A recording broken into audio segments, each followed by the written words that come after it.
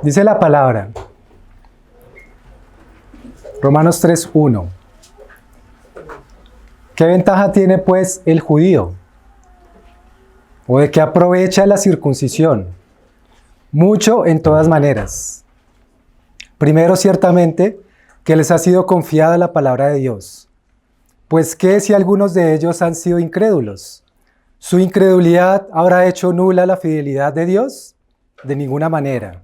Antes bien sea Dios veraz y todo hombre mentiroso, como está escrito, para que seas justificado en tus palabras y venzas cuando fueres juzgado. Y si nuestra injusticia hace resaltar la justicia de Dios, ¿qué diremos? ¿Será injusto Dios que da castigo? Hablo como hombre.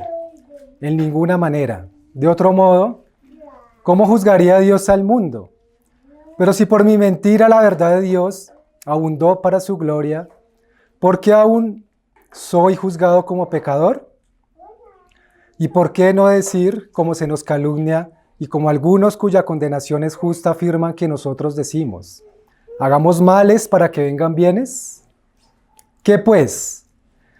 ¿Somos nosotros mejores que ellos? En ninguna manera, pues ya hemos acusado a judíos y a gentiles, que todos están bajo pecado, como está escrito, no hay justo ni aun uno, no hay quien entienda, no hay quien busque a Dios. Todos se desviaron, a una se hicieron inútiles. No hay quien haga lo bueno, no hay ni siquiera uno. Sepulcro abierto es su garganta, con su lengua engañan. Veneno de áspides hay debajo de sus labios. Su boca está llena de maldición y de amargura, sus pies se apresuran para derramar sangre. Quebranto y desventura hay en sus caminos, y no conocieron camino de paz. No hay temor de Dios delante de sus ojos, pero sabemos que todo lo que la ley dice, lo dice a los que están bajo la ley, para que toda boca se cierre y todo el mundo quede bajo el juicio de Dios. Ya que por las obras de la ley ningún ser humano será justificado delante de él, porque por medio de la ley es el conocimiento del pecado. Amén. Amén.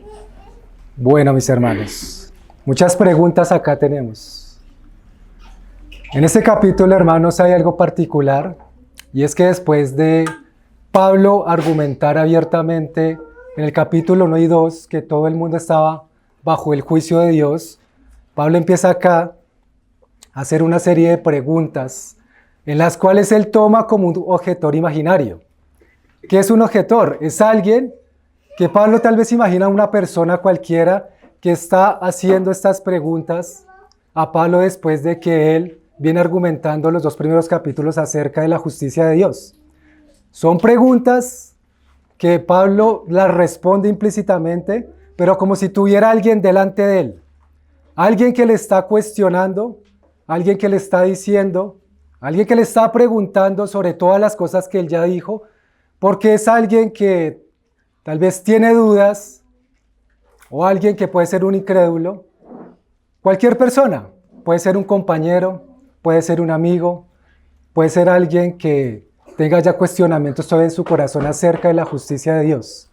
Y lo que vemos acá, hermanos, es como una conversación entre Pablo o entre la iglesia de Roma y cualquier otra persona que ellos iban a evangelizar en ese entonces. Recordemos, hermanos, que la palabra al principio está exponiendo que Pablo quería que los hermanos en Roma conocieran el evangelio más profundamente. Y esto nos lleva también a poder nosotros tener unas preguntas de las cuales nosotros podríamos saber que en algún momento se cuestiona nuestra fe, pero podemos tener la respuesta clara por medio de la palabra que es confiable, la palabra que es veraz, la palabra que es inerrante, siempre tiene la respuesta a cualquier cuestionamiento que hagan acerca de Dios o acerca de nuestra fe. Entonces vamos a tomarlo de esta manera, mis hermanos. Es como Pablo hablando con alguien que está objetando, que está cuestionando, pero Pablo en su amor, en la piedad que el Señor le ha dado, va respondiendo a ese tipo de preguntas. Es lo que tenemos acá. Entonces Romanos 3:1 empieza diciendo, ¿qué ventaja tiene pues el judío? ¿O de qué aprovecha la circuncisión? Partamos por ahí. Todos conocemos la circuncisión, qué es, o tenemos una idea general de lo que significa eso. La circuncisión, hermanos, fue un pacto de Dios con su pueblo. Ya lo sabemos, fue la señal que Él mandó en ese entonces para diferenciar a su pueblo del resto de las naciones.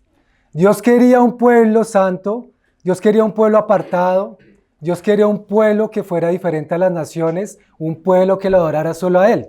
Y por eso hizo un pacto. Es algo así, hermanos, como cuando en una finca el dueño de la finca, tiene su ganado y para que ninguna se le escape de ese ganado, ¿qué es lo que hace? Los marca. Entonces, cuando marca ese ganado, el hombre sabe que le pertenecen, que esos seres vivos le pertenecen a él. Dios hizo lo mismo en el caso de la circuncisión. La circuncisión fue una señal externa, pero fue con razón de la manifestación de lo que Dios le dijo a Abraham que hiciera él con su casa. Fue una manifestación que iba más allá de una marca. Eso lo tenemos por allá en Génesis 17:9. Cuando Dios le dice a Abraham que guardarás mi pacto, tú y tu descendencia. ¿Y el pacto cuál era entonces? Que todo varón fuera circuncidado a los 8 días después de nacer. Todo el varón que naciera en su casa, que naciera de sus siervos, que naciera también del que había sido comprado por dinero al extranjero, cualquiera de los de su casa tenían que ser circuncidados, porque todos iban a ser parte de ese pacto. Toda la casa de Abraham iba a ser parte de eso. No podía haber ninguno que se eximiera de esto. Y el que se eximiera de esto, ¿qué era lo que hacía el Señor? El varón no circuncidado sería cortado entre su pueblo porque quebrantó el pacto de Dios. Sería cortado. ¿Sí? ¿Qué es un pacto, hermanos? Un pacto lo describe Sugel Michelén, en palabras que el hermano describe esto. Es una promesa a la que Dios ha interpuesto un juramento. El pacto no es entre dos hombres, no es que Dios fuera a negociar con Abraham, no es que Dios le preguntara a Abraham a ver si él quería hacer una relación con Dios. No era una negociación, hermanos, era Dios comunicándole a Abraham algo que él iba a hacer. Era de manera vertical, de los cielos hacia la tierra. Era un pacto en el cual Dios interpuso ese juramento con una promesa eterna a la cual Dios le manifestó a Abraham y siguió trascendiendo sobre el tiempo. Y hasta el día de hoy Dios sigue cumpliendo su promesa a través de Abraham. Eso es un pacto, hermanos, y fue lo que hizo el Señor en ese momento cuando le dijo a él que se circuncidara a él y todos los de su casa. Eso es la circuncisión. Aunque fue una marca pequeña, fue una marca que se hizo en el prepucio de los hombres, eso tenía un significado muy profundo. Pero no era algo que dependiera de los hombres, era algo que dependía únicamente de Dios. El pacto del Señor, hermanos.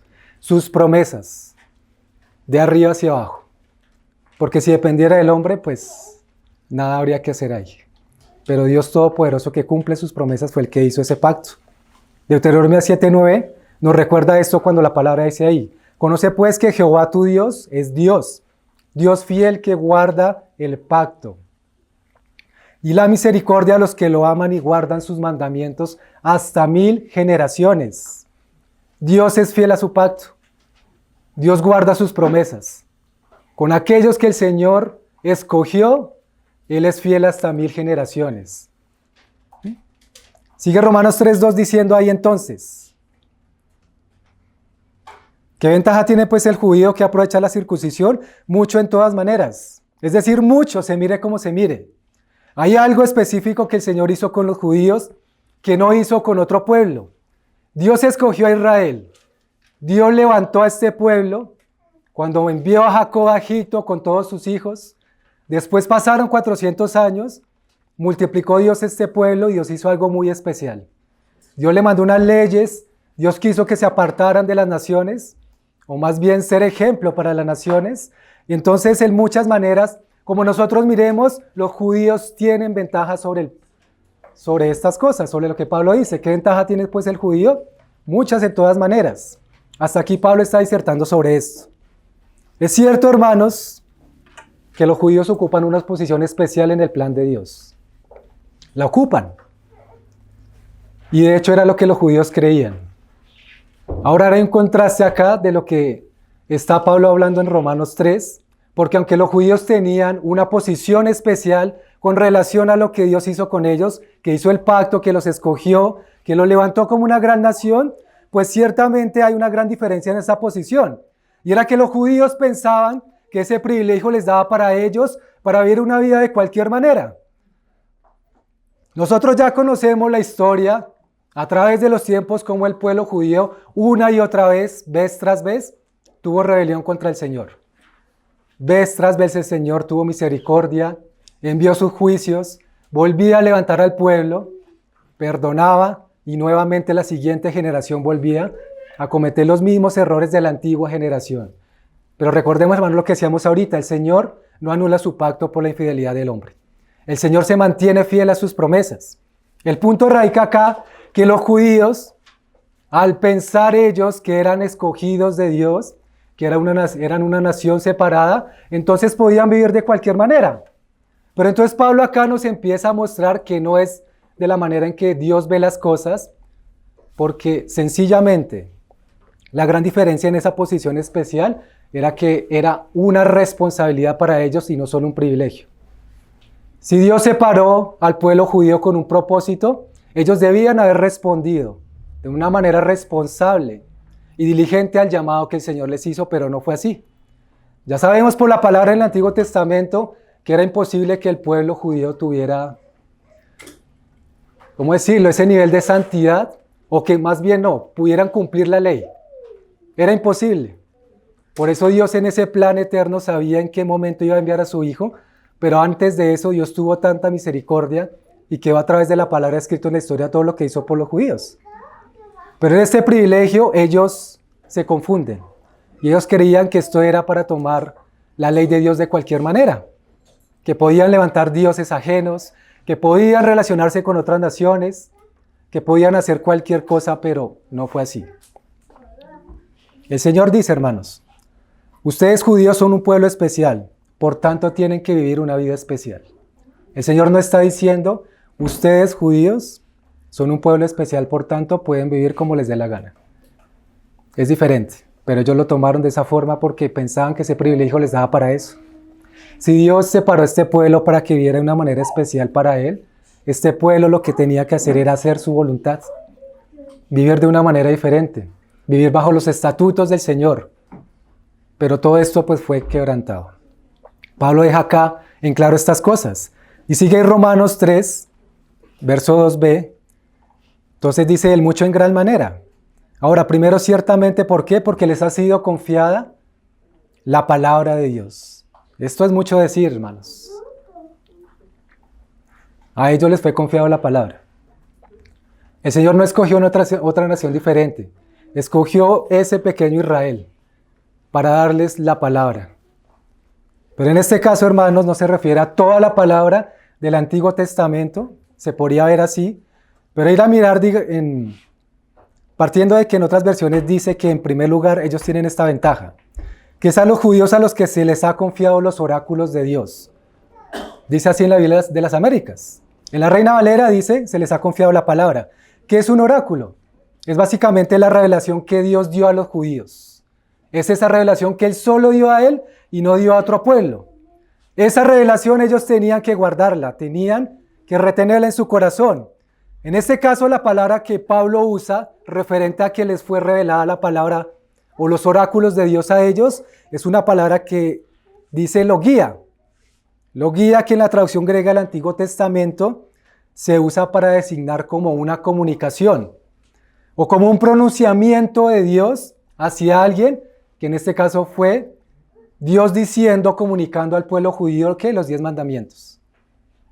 Es lo que Pablo usa acá. Esta palabra es referente solo a eso, los 10 mandamientos que Dios dio a su pueblo por allá en Éxodo 20.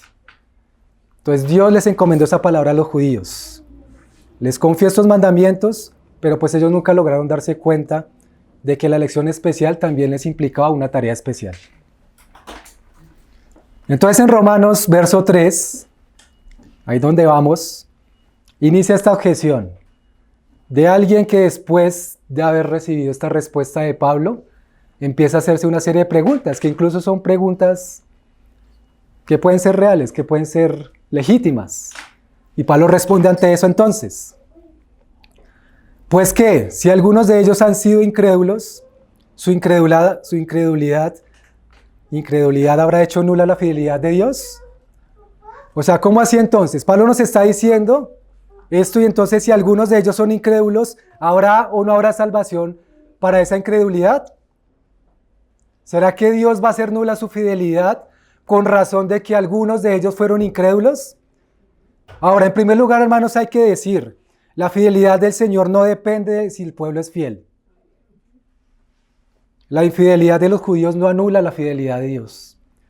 Si eso fuera así, hermanos, entonces Dios hace muchos siglos hubiera quitado su fidelidad y ya todos estaríamos bajo condenación y no habría nada que hacer. Dios no anula su fidelidad por la infidelidad del hombre. La incredulidad de algunos de los del pueblo de Dios, hermanos, no es un condicionante para que Él no sea fiel a sus promesas. Ahora, la palabra nos está diciendo acá, algunos de ellos. ¿Por qué algunos? Porque no todos los judíos fueron infieles. El Señor siempre dejaba remanentes. Generación tras generación dejaba remanente. A veces más grandes, a veces más pequeños, a veces como en el libro de Josué, que todo el libro es una gran bendición a ver que todo el pueblo estaba bien dispuesto a reclamar la tierra prometida. Y no había ni uno en ese momento que fuera infiel, o es lo que nos muestra ahí la palabra. En otros momentos hubo infidelidad, pero siempre el Señor mantuvo ese remanente, que se mantuvo fiel a lo que el Señor decía. Ahora, en segundo lugar, hermanos, su fidelidad no es para pasar por alto los pecados de su pueblo. No es que Dios estuviera diciendo que como escogió a su remanente, que como apartó a los judíos para que fueran su nación, entonces el hecho de que ellos fueran infieles implicaba que Dios pasara por alto sus pecados. De ninguna manera. La fidelidad es para con su palabra, hermanos. Dios no está diciendo, no nos está diciendo de hecho a nosotros, no les dijo a los judíos que su fidelidad fuera para con ellos o para su pecado. O que si ellos cometían pecado, él lo iba a pasar por alto. La fidelidad de Dios es para con su palabra, para con sus promesas, para con su pacto. El Señor es fiel a su palabra, hermanos. A veces esto lo vemos equivocadamente y pensamos entonces que los judíos al ser el pueblo de Dios, o nosotros ya como iglesia, al ser el pueblo de Dios, entonces contamos con todo el derecho de pecar y arrepentirnos, de pecar y arrepentirnos. Y de que Dios va a seguir siendo fiel a nosotros, ¿no, hermanos? Dios es fiel a su palabra. Dios es fiel a sus planes. Él va cumpliendo a través de la línea del tiempo lo que Él se ha propuesto hacer. Hayan fieles o haya infieles. Dios es fiel a su palabra. En el capítulo 4 de Romanos, Dios empezará a hablar acerca de la promesa que le hizo a Abraham. Porque la promesa de la circuncisión Dios se la hizo a Abraham. Y si Dios le hizo esa promesa a él, entonces es algo firme que permanece hasta hoy. Hermano, la fidelidad del Señor es parte de sus atributos eternos. Y al igual que el resto de sus atributos, su fidelidad permanece para siempre. En los salmos reiteradamente se explica, o el salmista expresa, cuán grande es tu fidelidad. Tu fidelidad llega hasta los cielos. Tu fidelidad llega hasta las nubes. Tu fidelidad permanece para siempre. El Señor es fiel, hermanos, aunque nosotros seamos infieles. El verso 4 de Romanos 3 dice entonces, de ninguna manera, antes bien sea Dios veraz y todo hombre mentiroso, como está escrito, para que seas justificado en tus palabras y venzas cuando fueres juzgado. Entonces Pablo está respondiendo a eso que dice, si alguno de ellos han sido incrédulos, ¿su incredulidad habrá hecho nula la fidelidad de Dios? Pablo dice de ninguna manera, porque Dios es veraz, hermanos, nosotros mentirosos. Más adelante la palabra lo está expresando, no hay uno solo justo. No hay uno solo, hermanos, que siga el camino del Señor, a no ser por la justificación de Cristo. Que en el capítulo 3 Pablo empieza a explayarse acerca ya de la justificación en Cristo Jesús. Pero acá Pablo sigue dando claridad sobre estas cosas. Dios es veraz, hermanos. El hombre no lo es. La palabra está diciendo ahí, para que seas justificado en tus palabras y venzas cuando fueres juzgado. ¿Qué significa esto? Es como si el mismo Señor se pusiera bajo juicio, incluso de los hombres.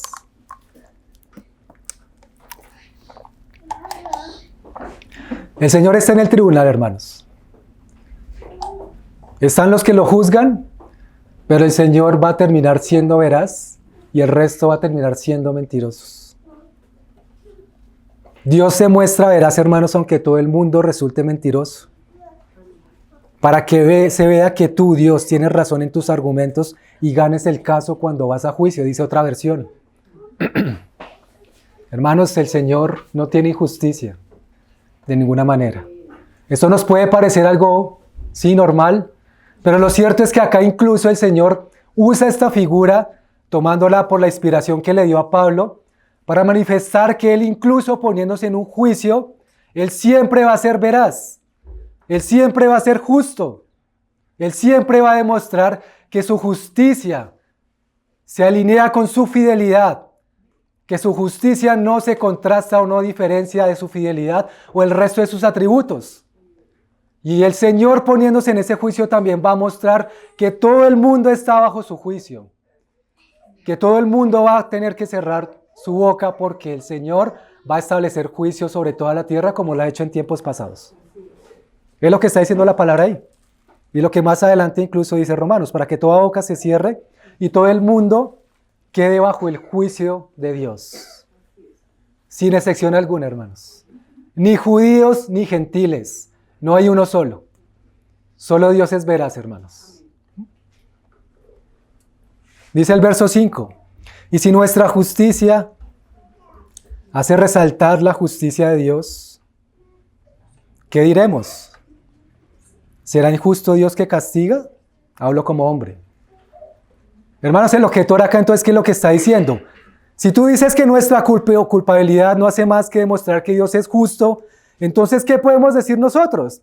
O sea, el objetor se está poniendo en la posición ya de juez diciendo, pero es que si Dios dice que somos culpables y Él demuestra que es justo, entonces nosotros, ¿qué más tenemos que hacer? Pareciera un argumento sólido, ¿no?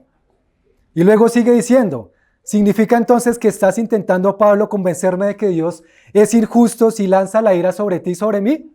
Ese es el argumento del objetor. Y el argumento de muchos en el mundo, ¿no?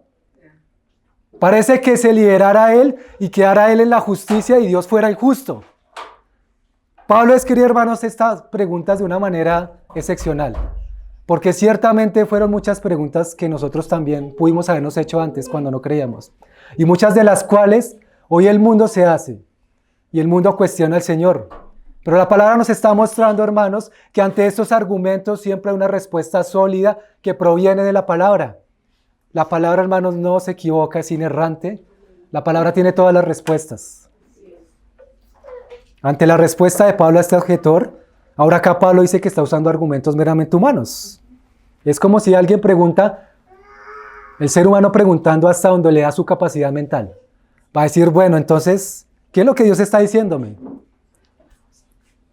Si mi justicia hace resaltar su justicia, entonces, ¿por qué me da castigo? Es lo que está diciendo la persona porque su capacidad mental no le da para ir más allá. Solo el Espíritu Santo puede, hermanos, convencer al mundo de pecado, de justicia y de juicio. Solo el Espíritu Santo puede dar respuesta a estas preguntas que alguna vez nosotros tuvimos y que hoy muchos en el mundo tienen. En otras palabras, hermanos, es como si el objetor le estuviera diciendo a Pablo, o a cualquiera de nosotros, o a cualquiera de los hermanos en Roma, si algunos judíos desobedecen los mandamientos y merecen condenación por haber sido infieles, habiéndolos Dios colocado en una posición especial y dándoles una promesa exclusiva, ¿qué significa esto? ¿No quiere decir que Dios está faltando a su promesa y quedando como injusto y arbitrario? Hermanos, el ser humano es experto en tergiversar las cosas, en tergiversar los argumentos para cambiarlos a su favor. Pero estos argumentos se pueden presentar de cualquier manera en cualquier momento delante de nosotros. Se le presentan delante a Dios. Dios ya fue a juicio. Dios salió veraz. El objetor salió mentiroso. Pero él sigue insistiendo y Pablo sigue haciendo estas preguntas para él responder también en la sabiduría que le da el Espíritu Santo. Romanos 3:6 está diciendo entonces, en ninguna manera. Porque si fuera así, ¿cómo juzgaría Dios al mundo? De ninguna manera. Por supuesto que no es así. Le responde Pablo a esa persona. Lo que queda demostrado acá con esto es que Dios no hace acepción de personas. Él castiga el pecado, se encuentre donde se encuentre. Sea el judío, sea el gentil, a cualquiera el Señor no hace acepción de personas, hermanos. Lo hemos visto en los 2 primeros capítulos de la carta, lo sigue reiterando aquí las Escrituras. El hecho de que Dios condene a los judíos infieles es una de las mejores demostraciones de que Dios es justo. Es una de las mejores demostraciones de su justicia. No lo contrario. Este objetor o cualquier otra persona podría pensar que como Dios hizo la promesa a este pueblo, entonces Él pasaría por alto los pecados de este pueblo infiel. No. Pablo le dice al objetor, estás equivocado. Por supuesto que no, de ninguna manera. Si Dios, hermanos, hubiera hecho que este pueblo judío, Él pasara por alto su pecado, ¿de qué manera Él podría juzgar al resto de las personas en el mundo? De ninguna manera. ¿Cómo tendría el Señor autoridad para decir, separa a este pueblo que aunque fue pecador, pero hice mi promesa con Él, mi pacto, entonces no lo voy a juzgar, pero el resto del mundo sí los voy a juzgar por ese mismo pecado que ellos están cometiendo? Habría una incoherencia, hermanos, y el Señor no es incoherente. Entonces la justicia de manos de Dios, rezarse también tanto para judíos y gentiles. Judíos y gentiles. El Señor es justo. El Señor da retribución justa a cada uno según sus obras. Ahora, obviamente el Señor sabía que el pueblo judío era incapaz de cumplir su ley. Pero no por eso, hermanos, el Señor pasa por alto la ley, ¿no? El hecho de que nosotros seamos incapaces para cumplir su ley no significa que Dios anule su ley. Romanos más adelante nos dice que la ley es santa, es buena, la ley es perfecta. Nosotros somos los pecadores. Pero el tema que pasa con la ley es que nos muestra a nosotros que somos pecadores. Porque es imposible cumplirla. Pero no significa que Dios anule su ley. Y mucho menos el ser humano puede anular la ley. Dios mantiene su palabra. Jesús dijo en el Sermón del Monte, no he venido a abrogar la ley. He venido para cumplirla. Hasta aquí, hermanos, la carta ha sido completamente clara en explicar estas cosas. En explicar que todo el mundo está bajo el juicio divino, toda la humanidad, sin excepción. Dice el verso 7 ahí de Romanos.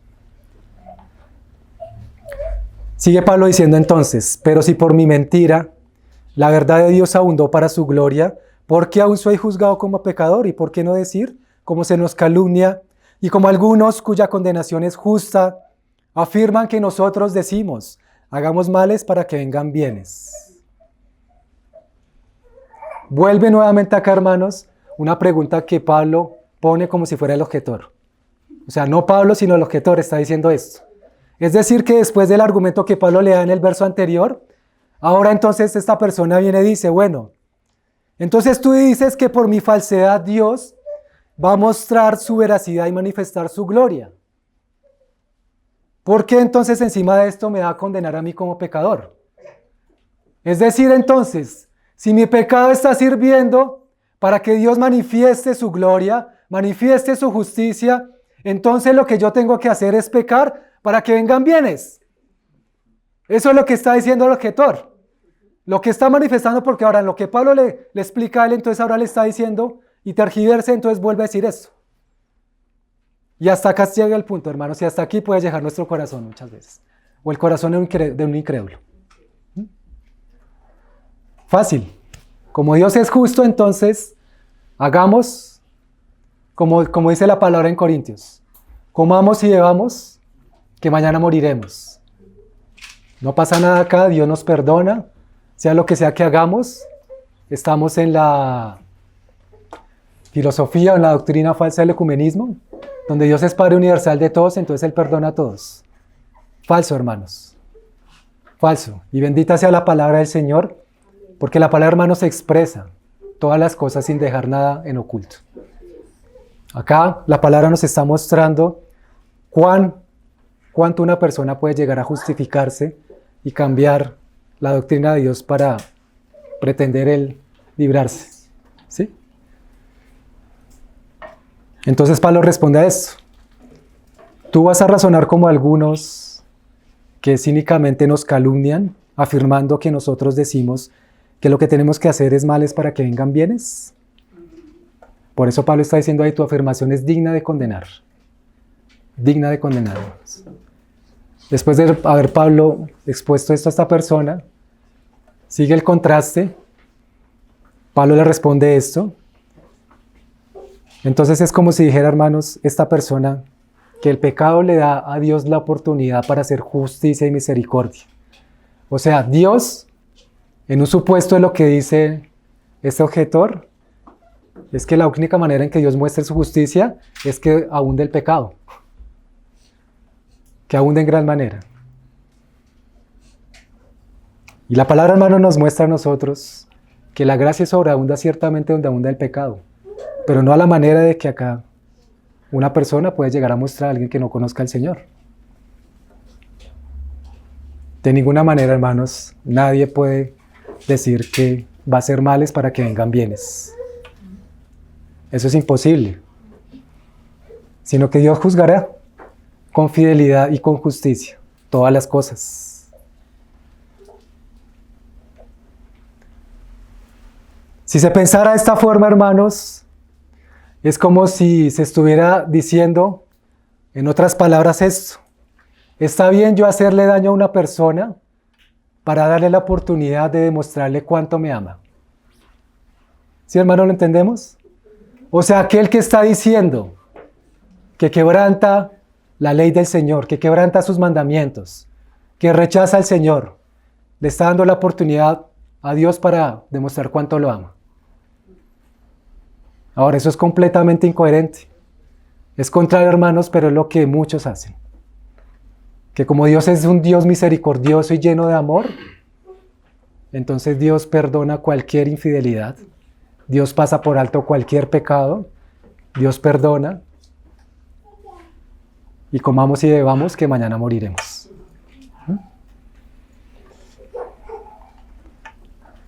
Luego llega ahí el verso 10. Como está escrito, no hay justo ni aun uno. Anteriormente a esto, Romanos 2:12 nos está recordando, me salté uno, me devuelvo al verso 9, Romanos 3:9. ¿Qué pues? ¿Somos nosotros mejores que ellos? En ninguna manera.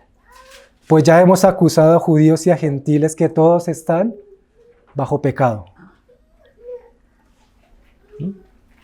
No se salva ni el que tiene la ley, tampoco se salva el que anda sin ley. Romanos 2:12 dice, porque todos los que sin ley han pecado, sin ley también perecerán. Y todos los que están bajo la ley, todos los que bajo la ley han pecado por la ley serán juzgados. Con ley o sin ley, hermanos. Todos estamos bajo el juicio de Dios. Entonces dice el verso 10, no hay justo ni aun uno. No lo hay, hermanos. El único justo es nuestro Señor Jesucristo. Ahora el hecho, hermanos, de que nadie sea justo es un indicador de la incapacidad humana que se tiene para obtener la salvación aparte de la que Dios provee. Somos completamente incapaces, ya lo sabemos. De ninguna manera. Ahora, hermanos, eso no significa que las personas, incluso en el mundo, no puedan hacer cosas buenas. Claro que las hacen. Hay personas que hacen muchas buenas obras, que hacen muchas cosas buenas, pero en un sentido humano. Porque en el sentido, hermanos, de lo que respecta a la salvación, las muchas cosas buenas no servirán para nada. Por más cantidad que haya acumulado de hacer cosas, la persona no puede salvarse por todo esto. Una persona, hermanos, mientras vive entregada a sí mismo, así sea el más filántropo de este mundo, pues no va a poder lograr. Ya lo sabemos. Debe mediar la gracia de Dios, la salvación debe provenir del Señor. Amén. Esto de acá, hermanos, de aquí desde el verso 11 hasta el 18, es como el compendio de todo lo que hay en el corazón de la humanidad. O sea, aquí realmente lo que Pablo quiere expresar y dejar muy claro también a judíos y gentiles es que lo que hay en el corazón del hombre es maldad. Hay rechazo hacia Dios. Dice Pablo, no hay quien entienda. No hay quien busque a Dios. Todos se desviaron, a unas se hicieron inútiles, no hay quien haga lo bueno. No hay ni siquiera uno. Si como creyentes hermanos tenemos alguna duda de que algo bueno hay en nuestra humanidad o en el mundo, pues acá la palabra nos deja muy claro. Es que no lo hay, hermanos. Es que la gravedad del pecado fue tan atroz que dañó completamente el corazón del hombre, hermanos. Lo dañó, lo destrozó, hermanos. Hermanos, no fue solo el hecho de que el diablo por la serpiente le hubiera hablado a Adán y Eva y hubieran comido un fruto y ya. Y que ellos no hubieran tenido muerte física. Es que fue peor la muerte espiritual que la física. Para el mundo, hermanos, es mejor estar vivos físicamente y muertos espiritualmente porque a lo bueno le llama al malo. Tiene la luz por tinieblas. Pero, hermano, la gravedad del pecado fue algo tan atroz que causó todo este daño en nuestro corazón. Sepulcro abierto es su garganta. Con su lengua engañan, veneno de áspides hay debajo de sus labios. Su boca está llena de maldición y amargura. Sus pies se apresuran para derramar sangre. Esto es lo que lleva al pecador. Como dice allá en Proverbios 1, cuando Salomón aconseja a su hijo diciéndole: hijo, si los pecadores te llamaren, no consientas con ellos. Y luego Salomón empieza a explicar qué es lo que hacen ellos. Derraman sangre por su codicia que hay en su corazón. Quieren tener botín, aunque eso implique la matanza de muchas personas. La sangre derramada.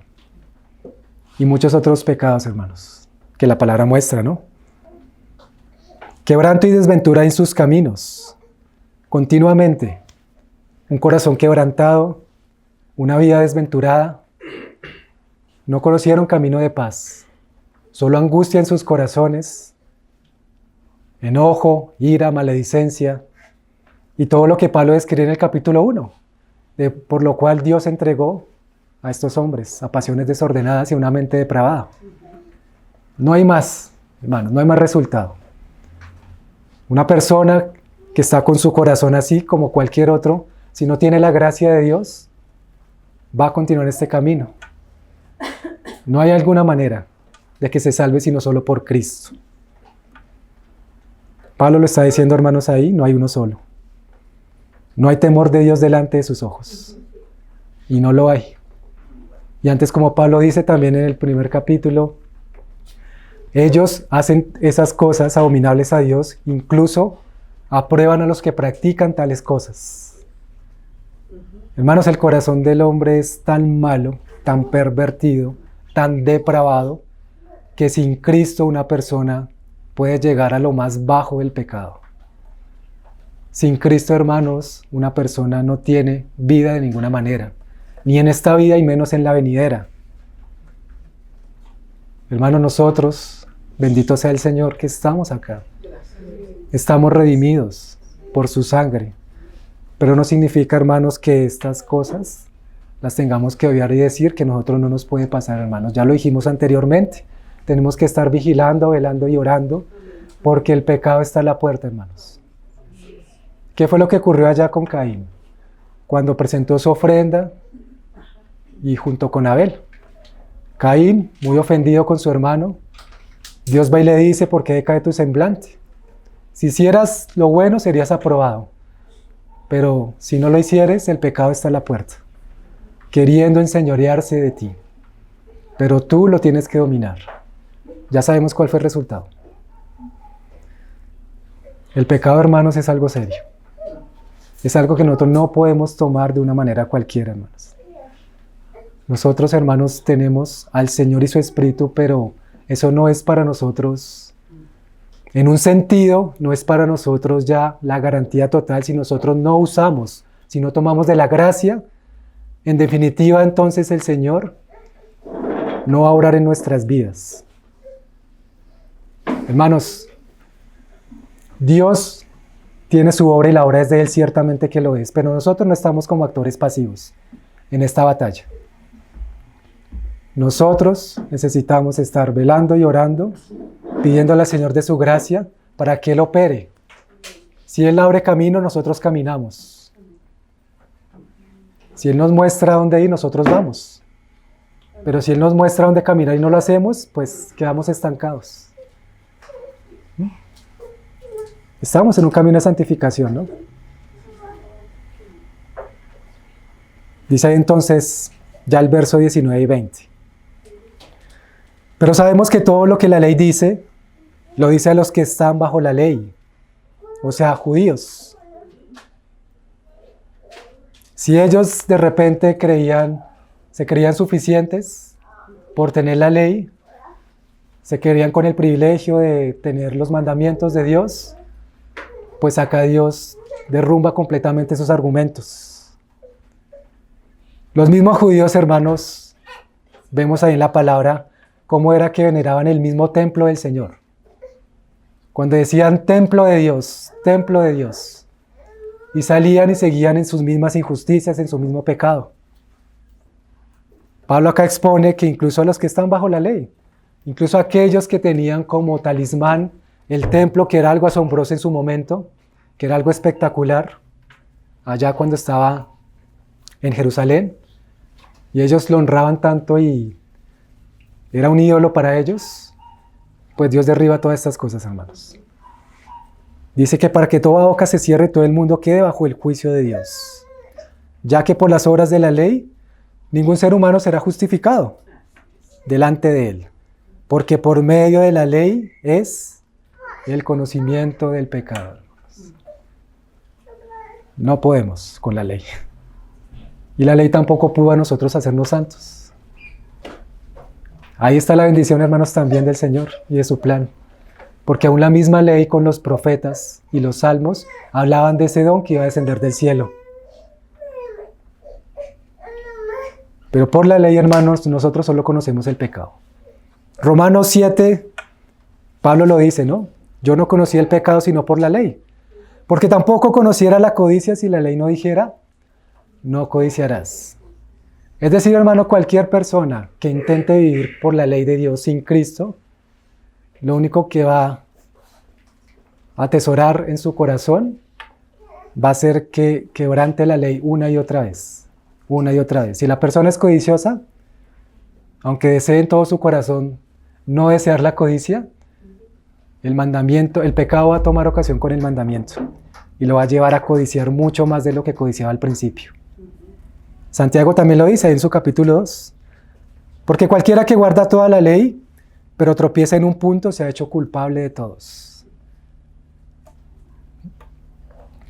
Santiago nos está mostrando, hermanos, que si también queda alguna duda de que de pronto en un supuesto alguien pudiera cumplir todos los puntos de la ley, pero quebrantara uno solo.